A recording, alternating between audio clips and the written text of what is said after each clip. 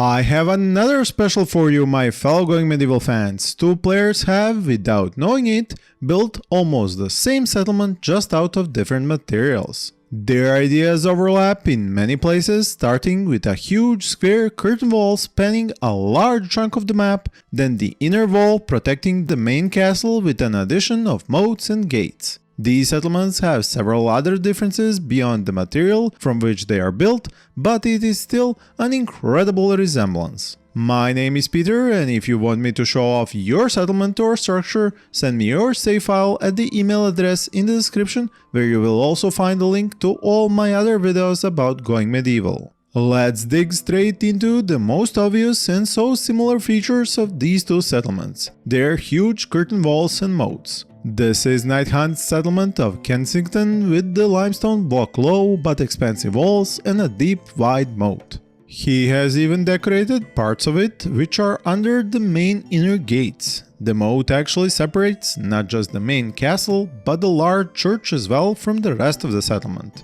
The back of the settlement isn't actually protected by the curtain wall but by a sheer cliff. We do find Marylands on the inside walls, while the outer ones at the courtyard do not sport these. There are some unfinished defensive towers as well, and you should note that I received this save file from Night Hunt during its construction, so not everything has been finished. A huge walled-off farm is also separated by a moat and its own walls, while the moat itself is traversable only at select points which have floor tiles in place, but these can easily be deconstructed and any attackers denied the opportunity to enter. There are two more towers, these actually completed, with a huge gatehouse structure in between them with its own mini bridge, which is a masterfully designed choke point for any raid.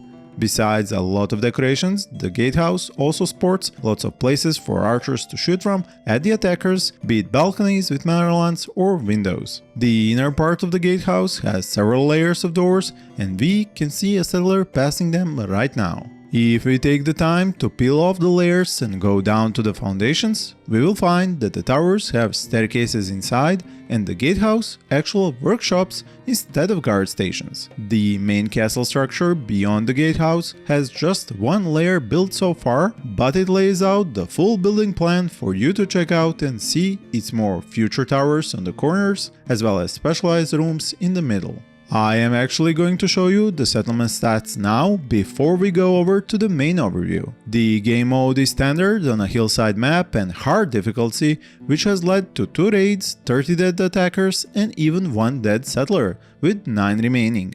Playtime and days passed are not in sync for 2 possible reasons. One is that Night Hunt has had the game paused a lot while planning, or it's just a bug. He can tell us in the comments. Now let's take a much closer look at all the interesting features and the actual design of the main part of the settlement. Behind the main castle structure is a covered stockpile with miscellaneous resources, and around it are several square fields of flax, barley and other crops, with a low stone fence being a nice final touch. A similar collection of crop fields is found on one side in an isolated and walled off section where a big tower actually houses brewing stations. Trees have been planted at the side of the main castle, but we don't see much of them because the showcase is taking place during winter. One side appears to be planned to be much more thickly forested than the other. The cartography table is outside just to unlock the map, and it's not in its final place yet. Over to the left is the religious block with both a graveyard and a full church structure. It is a marvelous design because it's so limited in decorations and building sections, but still has a very unique look. Sometimes less is more, as artists often say. A very nice extra touch are the additional crop fields to make it a bit green during summer. The top level is a library specialized room, making this church more a monastery with beds reinforcing this observation. Only the ground floor is actually designed for religious purposes with seats and shrines. The backgammon table right behind the shrines is the oddity here. As for the crypt below the monastery, it stands empty at the moment, and you can tell me in the comments what you would set up down here if this was your build. Moving on, the sole entrance to this monastery section is another one of those mini floor tile bridges over the inside moat. The courtyard of this settlement is mostly empty right now, but there is the middle trade center and a few crop fields. Night Hunt can fill us in on what are his plans for the future, but we will check out what's there now. The whole place has a beautiful and again simple design. A few merchant stalls, some caravan halts in the middle and undercover, herb crop fields acting as flowers, limestone block floor tiles being paths, low walls marking the edges, and banners decorating the middle trade area and showing off the settlement's lion and tree heraldry. Now, besides the 2 workshops in the Gatehouse, there are 2 more in the main castle, with beds, material stockpiles and weapon racks, which I personally consider a great and efficient design. The middle is taken up by a stone dining room and future great hall of this place, but it's missing its decorations at the moment. The use of windows inside this room is a bit of a strange design choice, especially since they look out on an armor stockpile right now, but it might be something totally different when this place is finished. As you can see, this is as far as the design got up to at this point, while down below we have many more stockpiles for everything from silver bars to hay and sticks. Not sure why the workshop for limestone blocks is here, since it would require hauling raw limestone over here constantly. In any case, the corners and walls have the same design as topside, which is excellent from a structural stability point of view. Next level down, there is another room which seems to be ready to house a kitchen. The butchering tables are in, but the hearth doesn't seem to have been unlocked yet, so there is only a cook fire here. Down the rabbit hole is where food basements are, and they are the subject of my latest guide, where I give a full explanation on how to successfully dig and build them, link up here and in the description. Shelves and ice are already in, rooms are medium sized, and the middle seems to have a lot left for stimulants as a wine cellar of sorts. The design in which the snaking path leads from one room to the other is probably the strangest one I have ever seen in this showcase series, so I thank Night Hunt for providing us with something totally new to explore. Most of this is dug out, but he still has many rooms to fill out with shelves and more ice. At the other end of this underground basement, he has left a few rooms for seed storage, but currently they are set on floor tiles. I'm not sure is this due to lack of resources, or is this the final plan, because having floor tiles actually warms up the room even with the wood material and its almost total temperature insulation property. I have explained this in detail in the mentioned guide, so I won't go into that subject again here, as this is a player construction showcase after all. So while this particular settlement is still in this building phase, we have seen the main design of all of its defenses.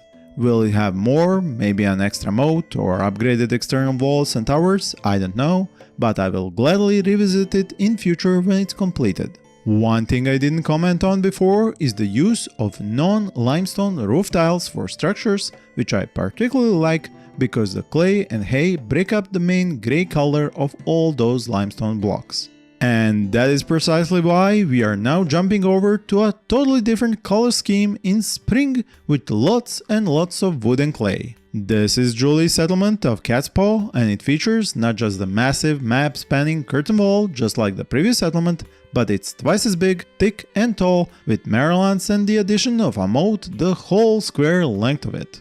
We will find here the same design for tiny floor tiles bridging the gap made by digging the moat and single door entrances. This one here in particular is a trapdoor design with a narrow walled off hallway with a path, traps and another inner door. The walls are totally climbable and serve as front archer positions across their huge length. Before I show off the settlement in its entirety, please don't mind me reminding you to support me and my channel with a like, leave a comment about which material you prefer to build with, and subscribe to see more of my content in the future. As we continue to tour CatsPaw defenses, we find more tiny bridge entrances, and this one even features some of out-of-place caskets and a double set of doors. I hope Julie will explain the caskets in the comments, as I'm totally stumped by them. Close by is one of the rare tower-like battlements with extra room for archers, which actually hangs above the moat. The next available entrance is very far away, and it's similar design with no double doors and leading into the inner courtyard. This one looks like a true weak spot. And with that, we come back to where we started. No main gates were found, nor numerous towers. Now, the inner wall does sport a proper gate and gatehouse with the additional moat. Here merchants are welcomed and an extra gate exists before the moat bridge. Behind those double gates, a few traps are set, as well as a third set of gates. Stairs for archers to climb up the defenses are inside and lead both to the wall battlements and top tower level. It's a bit of an odd design and I'm not sure if it's totally finished, considering the roof upstairs doesn't really offer much protection.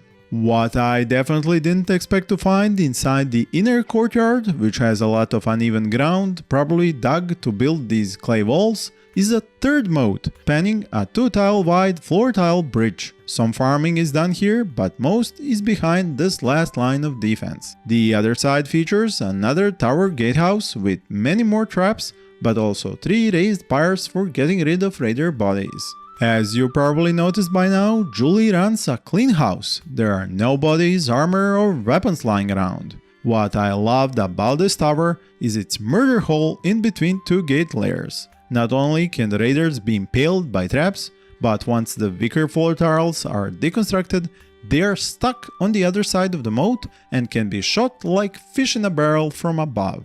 Last set of doors have weaker floor tile paths to slow down any raiders who have managed to get past.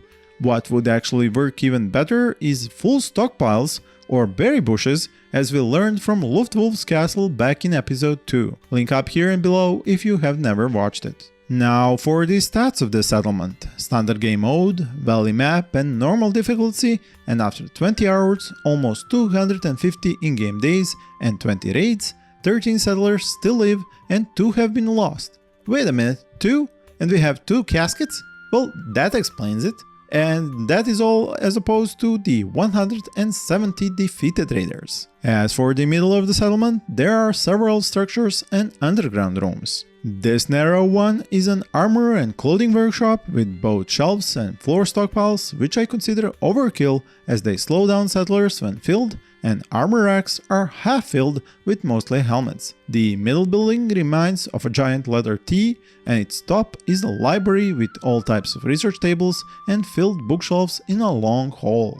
The square building off to the side is the local tavern, with an interesting spiral wall, floor tiles and hollow floors. Bottom section has a nice rural design, as does the outside, because of the materials used in its construction. One of the bottom levels is another workshop, this one for bows, and lots of spare clothing has been added to the armor racks here.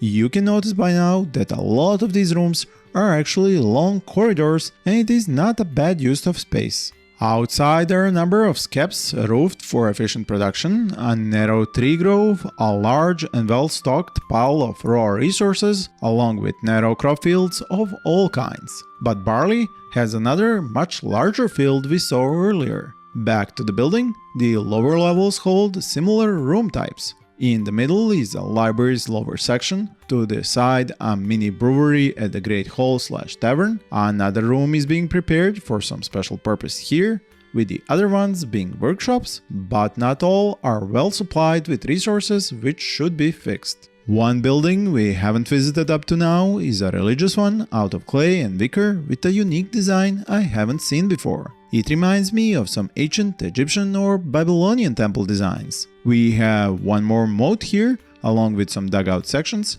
and to my eyes, it's a bit random, so I don't get the exact idea about it. To find the main brewery, I have to take us down one more level, and it's interesting because it's only covered by clay brick tiles, with the room next door serving as storage space for herbs, saplings, and presumably barley. Another unfinished little project is this dugout staircase to nowhere in the middle structure. Julie can fill us in on the future idea in the comments. What we haven't found so far, the kitchens and the bedrooms, are located on this underground level. The kitchens are long and narrow, as many of the rooms in the settlement are, with actual shelves for meals right across a hearth.